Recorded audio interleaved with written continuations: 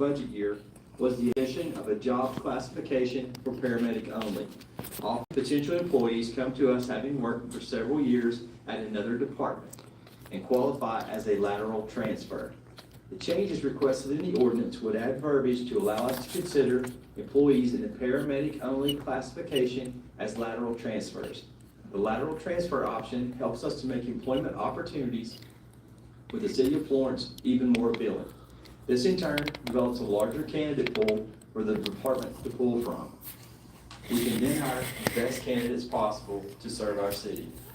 With this ordinance is already in place, but it states for patrolmen or for police officers and for firefighters. What this does, where we created the paramedic only program, it just also includes them on this ordinance as well as a lateral transfer into the city. So just for clarification, the current 0919 as amended was included, but that is not the ordinance for consideration.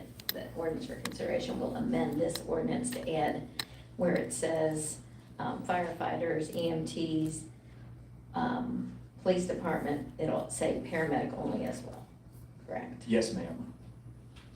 Anybody have any questions about that, any concerns about that? A question or two, if I may. Right now, we have firemen, paramedics, or firemen EMTs on our ambulances, is that right? Yes, sir. That's the only two classifications we currently have, Mr. Carroll, is the And then we firefighter. add a third one that could be on our ambulances. Yes, sir. Would they work the same schedule as the other firemen? Yes, sir. It would be 24-hour shifts. Okay. And that was approved with the changes in the budget in the ordinances. How do you think this might affect the morale of the rest of the department? This is a nice addition to the department, would be, once we get it up and running and actually put some folks in there. There's certain people, and we monitor a lot of the paramedic classes going on in the region. There's a lot of people coming through these classes that have no interest in the fire side whatsoever. They are only interested in EMS. So this gives them an option to come into the department that we don't currently have.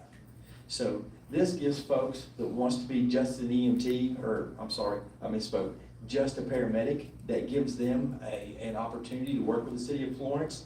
Plus, it also relieves some of the firefighter shifts on the ambulance. These folks want to ride the ambulance all the time, and the firefighters switch on and off. So it's really a win-win for everyone. It'll absolutely be a positive effect on the morale of the department. Do you see the possibility that in a large response that we might have to have on a fire issue, that we might not have trained firemen on the ambulances to help? In the initial conversations about this, what we were looking at is the number that, sitting down looking at our pieces of equipment, is probably 2 to 3 per shift would be it. Would be all that we would be able to have to still maintain that number. Because like you just stated, if we were to put on a bunch of them, if we would put on a half a dozen or so, then we would suffer absolutely on the firefighting side. We have to watch that very, very closely. It has to be a limited number. Do you envision having more than one paramedic per ambulance at a shift? Sometimes we do. Sometimes it just works out that way. We've got a pretty good mix of EMTs and paramedics right now. So every now and then, that works out that way. The way that our system is broken up with the driver category, you throw the firefighter, EMTs, the drivers, the medics. By the time you split that out into all the positions, it's a pretty good mix. On the salary scale, how will they fit in with the rest of the firemen, paramedics? They fall right in line with the firefighter paramedics. They fall right in line with that. What the big thing is on the firefighter side is you get a $4,300 state incentive, a training incentive each year because of holding that firefighter certification. So these folks will not be eligible for that. So they will make a little less, but that's a career choice. Chief and Linda, when we created this was what you passed in the budget and the budget ordinances. the paramedic only fell between what a firefighter EMT and a firefighter paramedic was, so. Right, there's three different pay levels, they're not in the same Right. line as a firefighter EMTs paramedic. that have less training, paramedics have more. And then a firefighter paramedic has even more, so they Right. get paid. A little less. Yeah. Thank you, Lynn. Any other questions about? One final question, do we have a limit on the number that we're thinking about hiring? Right now, we're just filling the approved holes, for what we have slated. Our current numbers, our current allotted numbers is all we're filling. Just from, retirements, we had a couple of retirements, and a couple of folks went to other departments, we're just maintaining. Do you anticipate this might cause a need for more firemen? No, that would be the idea, was to not, make this have any repercussions on the firefighting side, just in addition to the ambulances. So if we would prove this, you're comfortable with the number of trained personnel we already have? Yes, sir. Chief, just to clarify, how many of your runs are EMS runs and how many of your runs are fire runs? It was closer to 85% last year. This year it's like 83.7, somewhere in that Are vicinity. EMS runs? Are EMS, yes ma'am. So only 15 to 20% Fire are side. fire side. And the fire side takes in the automobile accidents and fire alarms and all those type of calls. Anybody else have any questions? All right, thank you, Chief. Next item is discussion from Mr. Hunt regarding the Florence Business Building Facade Upgrades Grant Program. And there'll be screens on either side there, the audience. Is it on now? There we go. There we go. So, my notes page is not showing on this, so I've got to wing it, but it's okay. I wrote all three ordinances this past week, so I think I know it. We've discussed all three of these programs in the most recent budget workshop. Yes, sir. I'll lean. How's that? Okay. So this program specifically, we've discussed the last 5 years. This is a program that Pat Wingo actually started when she was an employee of the city years ago. It relates to facade upgrades within the city of Florence. So originally when we discussed this, it was specifically for the Florence Main Street District area. As we get into the program, it's kind of expanded a little bit. I think this picture right here, so this is 262 Main Street. This is the former Florence Hotel, right on the corner of Gerard and Main Street. It captures perfectly what we're going after here. This was a recent rehabilitation project that was recently completed, and this is the kind of stuff that we're going after and targeting with this program. So, simply put, the way the grant program works, it's a dollar for dollar match, so a 50% match program, up to a maximum of $10,000 for exterior building improvements. We're going to get into what is an exterior building improvement and what's not eligible here in a second. But before we get into that, I'm going to go over the boundary areas. So everything highlighted in yellow is the Main Street Overlay District. So that was the area that this program was always kind of targeted for. Within the last 2 years, we just went through and redid this overlay district and expanded the boundary of the areas in yellow. The stuff in the purple is the extra areas that I would like to include as a part of this program and make them to where facade dollars could be used there. So I know it's a little bit hard to see. I've actually got this broken down into 3 maps, but to give you a general description, I think everybody knows where the Main Street Overlay District is. The area in purple will be down the Dixie Highway corridor from about Sanders, so the city limits right past Sanders, all the way down to Mandalay Drive. Now Mandalay Drive's not on this map, but just a few segments of it. And then all the way down 42 from Main Street 42 down to about King Drive. And King Drive is where Burger King was on US 42 across from where they're doing the Drury Inn project right now. So to go to the, here's another view of the area that will be approved. So top right, that is pretty much the rest of Dixie Highway. That's Mandalay Drive to Main Street. And then the 4-way intersection at Main Street, Dixie and 42. It'll go from there all the way down to King Drive. And then lastly, I couldn't pass up this area. So this has been a target area in Florence. If you're not familiar with what you're looking at here, this is directly across the street from the Boone County Superintendent Building, Ackerman campus. So Michael's Tires, Mulcahy Dental, that's out of town.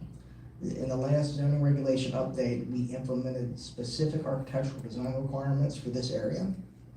So most of those buildings were constructed in the 1970s and 80s. They're very dated. We're trying to get some upgrades to them, redevelop those properties. So we like to include this small segment of US 42 in the facade program as well. So I guess before I move on to the actual program, the area, is there any question about the areas? Everybody understand what I'm talking about there? Okay, good. So general requirements, pretty simple. You have to be in good standing with the city in order to apply for the program. You can be a property owner or you can be a tenant. If you're a tenant, you have to have a long-term lease. Long-term lease would be more than 2 years. You have to be current on all city taxes and fees, no code citations or liens. You have to have all your proper permits, license and everything like that for any kind of improvements that you would do. One of the things that council discussed at the budget workshop was that, you know, we didn't want to give these funds to new businesses or maybe large corporations. So there was a caveat put in there that the buildings had to be at least 25 years old and you could not employ more than 30 people. And those are pretty common if you look at other facade grant programs throughout the United States. There's typically caveats like that in there. So what is eligible for it? So painting is probably the biggest thing. That's some of the stuff that we're going to target specifically along Main Street. Masonry repair, signage. One thing that I changed within the last 2 days with this is that signage, we would only look at that within the Main Street Overlay District. And the reason I say that is because the signage that we want to replace would need to have architectural features. The Florence Main Street Overlay District has very strict sign design standards that have architectural elements built into it. When you get into areas outside of that district, specifically when the Central Florence Overlay District or in the base zoning code within the zoning regulations, there's really not those features built in, and there's no way to kind of protect the city from using funds on that. So we've excluded signage for anywhere outside of Main Street. Awnings could be used and are actually heavily promoted within the Main Street Overlay District, but we did put a caveat that you cannot have like your logo sewn into the fabric of those awnings. Lighting, windows, doors, and really just exterior the facade restoration. Some of the things that you cannot replace, you can't replace your roof, can't do any kind of interior features, landscaping, driveways, parking lots, security systems, and you cannot do anything that is not visible from a public right-of-way. That's something else that I just added in there. So if it's a part, if the overall painting your whole building and there's parts that you can't see, that's one thing, but you could come in and just be like, I want to replace the gutter on the back of my building. Nobody can see that. That doesn't work like that. So that's really it in a nutshell. I know the memo I sent out was kind of long, has some definitions and things like that. And I've heard from some of the council members about questions that they have, so I'm happy to entertain any questions you may have at this time. Anyone have any questions for Josh? I do. Yes, ma'am. Can you talk about the benefit to the average citizen of Florence by having this program? And have you done any analysis on the rate of return of these investments?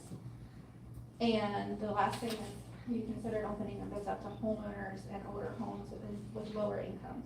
Sure. So we talked a little bit about this on the phone the other day. The whole goal of this is to try to get property values to increase. I think it's more of a site selection recruitment tool. So if we can get, we've got this big plan for Main Street. There's been a lot of capital dollars invested in Main Street.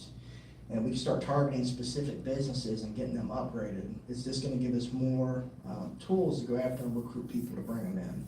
There's automatically an economic development impact with that through increased property values, different user categories, more jobs potentially. In terms of the residential component of it, I don't think that falls in line with, this is specifically for businesses, and I know we talked a little bit about that yesterday. That would have to be a standalone ordinance, I think, in and of itself. I know there's other cities that have Yeah. residential grants, and that could be something we could look into. And I'd even look at, I didn't want to bite off too much with this, specifically with the other areas outside of the Florence Main Street District. I looked pretty hard at sections of 18. felt at this time it's just, it wasn't worth including them in there. We can always come back and expand that to see how this goes. And, you know, we'll do a few of these and we're gonna be able to see what kind of impact we're having with our recruitment efforts. And does it really increase property values and things like that? And each year, you have to approve funding for this. So I'm fully expecting for you all to ask what the ROI is on these type of investments when we get the next fiscal year. Josh, I like the fact that they have to have it done in 9 months. Correct. They don't get their money until you see all the receipts, everything's paid for, all the permits, everything's done properly. Correct. Yeah.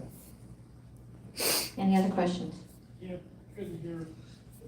Gary, can you So the repeat your- general comment was that the projects have to be completed within 9 months. And there could be a small caveat with that, so say it was a super large project or the backorder materials, but generally speaking, 9 months. And then the city has to go out and we inspect all the work, verify all the receipts, all the work quotes before any funds are distributed to reimburse the person doing the rehab of it. Does that have a termination date? 9 months from the date that the contract signed between the city and the applicant. As long as the whole program. So right now it's funded for a year. I mean, the ordinance will be in place, but it is predicated on the fact that council continues to fund it. We would have to fund it every year. I have a general observation, if I can share it with you, that in our community, either an area is spiraling up and getting better, or spiraling down and getting worse. And if you don't put resources in an area, it's going to eventually spiral down. And the areas that we're talking about actually need a pick-me-up, if you will. And I'm kind of interested in seeing the success of this over the next year, see who signs up for it, what they want to do with it. And, you know, a rising tide lifts all ships. And same analogy applies here with businesses. If you've got a business that looks pretty good next to you, you're going to try to keep it up also. So we want to see the east side of town prosper, and this is primarily the east side of town and the business area, and we're just really on the cusp of great things up there, and this could really push us over the finish line, if you will, if people see some of the improvements that their business neighbors are making. So I'm supportive of it. Any other comments?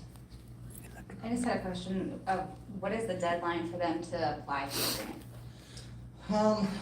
So it really, a lot of this is gonna be dependent upon how much funds we have left for the fiscal year. So when we get an inquiry in, we're gonna work with them on the actual deadline to apply. The deadline that's laid out that you will see in the ordinance is more the deadline to complete it from the time the contract's signed. That's That the- time period is 9 months. Yeah, that's okay. So like it's an ongoing thing. So like somebody could apply this month and then we might not have another applicant for 3 months and they Okay. could start the clock then and then it would go for their 9 months. Okay. Like it's a kind of a Yeah, rolling. that makes sense. Okay, thanks. You know? All right, anybody else?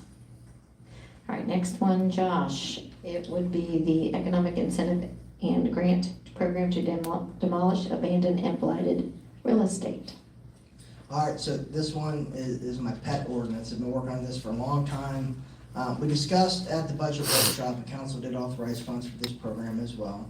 But as we've discussed multiple times, we know that the city is really limited in terms of new green space development. We probably only have a few hundred more acres of green space development. A lot of that is kind of earmarked for major, large-scale, mixed-use developments or workforce hubs, things like that. Where our focus has shifted on, and we've had some success, is with redevelopment of existing commercial establishments. So if you think Drury Inn, that's a huge success story there. Getting rid of the Ramada and doing Drury Inn there, then doing a Roy Rogers next door. Buff City Soap, that was an old bank building. It wasn't completely demoed, but it was, redeveloped, and it's a beautiful building. They're doing really well there. So we certainly have had our success stories when it comes to redevelopment, but I can tell you of all the things that I do in terms of recruiting people into older structures like this, it's a very tough sell.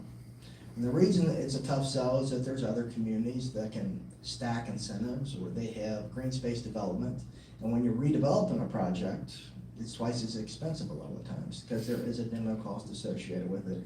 And we've lost out on our fair share of projects because we didn't really have the tools to incentivize anything. And most of council has gotten to work an incentive deal with the administration department before. And this is an incentive program, and you will see that, the word incentive, I think, is misused a lot. A lot of people think that it's just free money that's given out. That is never the case. There's always a return on investment for the city. The city always comes out ahead, and there's built-in what they call clawback features. So if they do not deliver on portions of their end, they get less of an incentive. At the end of the day, the city always wins on incentives. This one, I think, falls right in line with that. My favorite picture on this is, and I had to be careful what pictures I put on there because I didn't want to offend nobody, but the former Krispy Kreme building. Do you remember that? That is the ugliest building I've ever seen in my life. I'm happy to say that I had no part of reviewing that plan. That is where, like I said, this Taco John's is going to locate there now. So they're going to buy that lot and go there. So, in my memo, I laid out probably the hardest part of this thing to understand is the reimbursement portion of it. I think what I had originally wrote was confusing, so much so that our astute city attorney, Thomas the Maverick Neighbor, was confused and made me rewrite it. So let me explain it to you, really what it is. The first $10,000 of the grant is covered clear and free. So if there was a structure that was going to be demoed and it only cost $10,000, that's 100% covered by the city.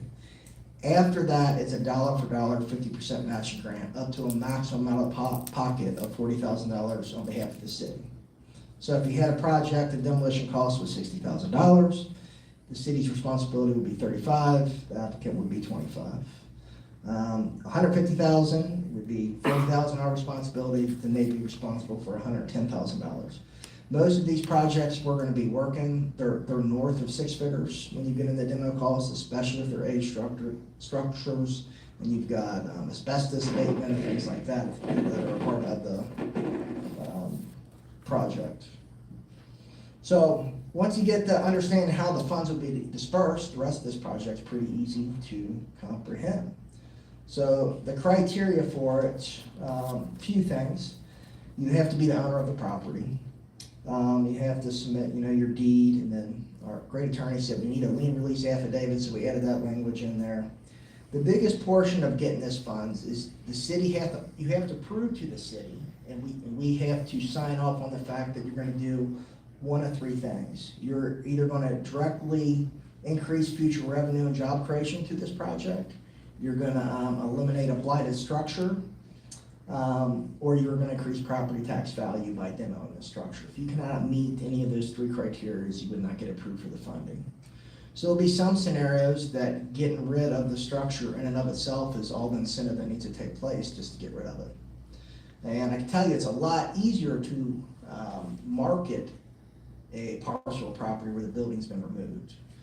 Best example I got of that is Dr. Angel's building, where he was at on the corner, right up here at Cardinal and 18.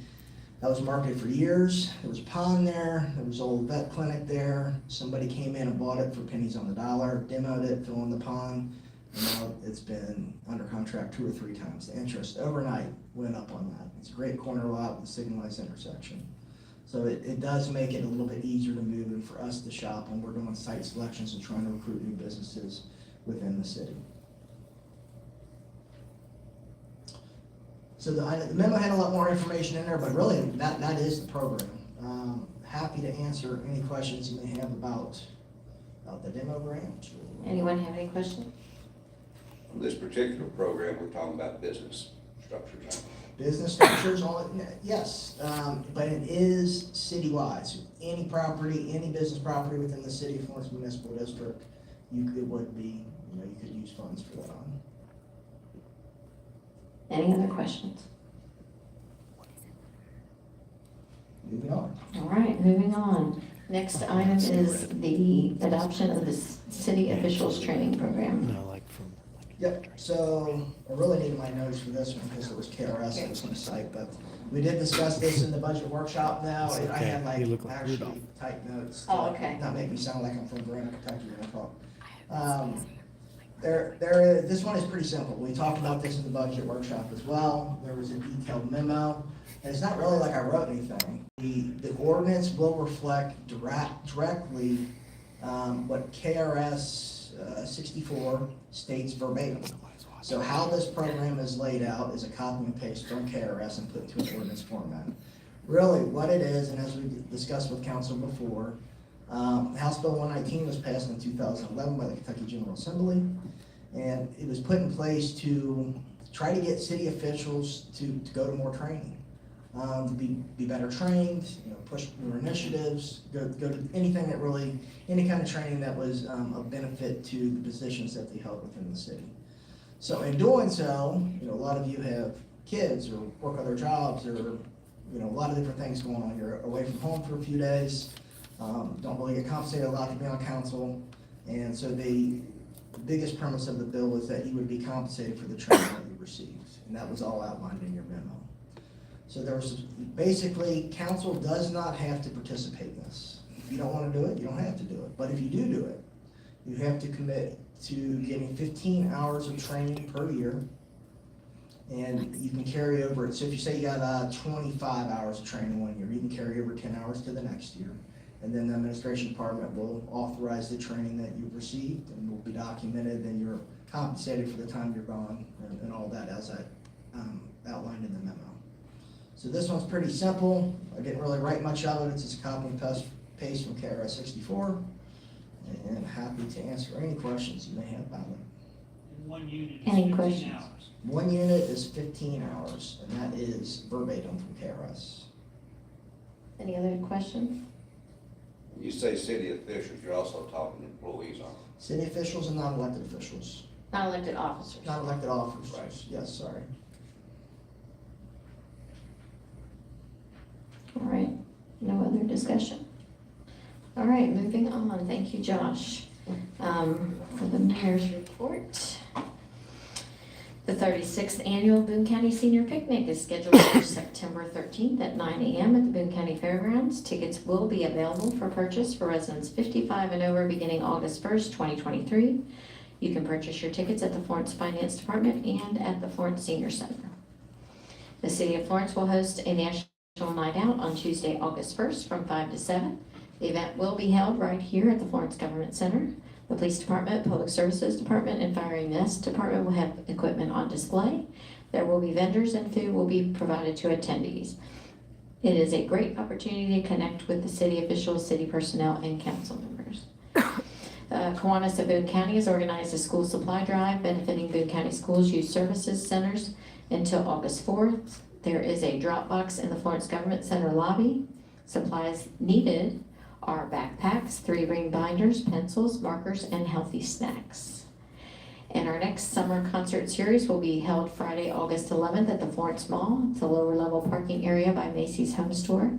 The concert will feature opening act, music by School of Rock House Band, and headlining act London Street. There will be food trucks and beverages available for purchase and activities for kids. All are encouraged to come to the free concert and bring your own chair. All right, is there anything, anyone on council desire recognition? Any department head? Anyone in the audience? Seeing none, there's no need for a closed session. I'll take a motion to adjourn. Mr. Carroll, Mr. Nguyen, all in favor? Any others? Motion carries. All right, have a good night, guys.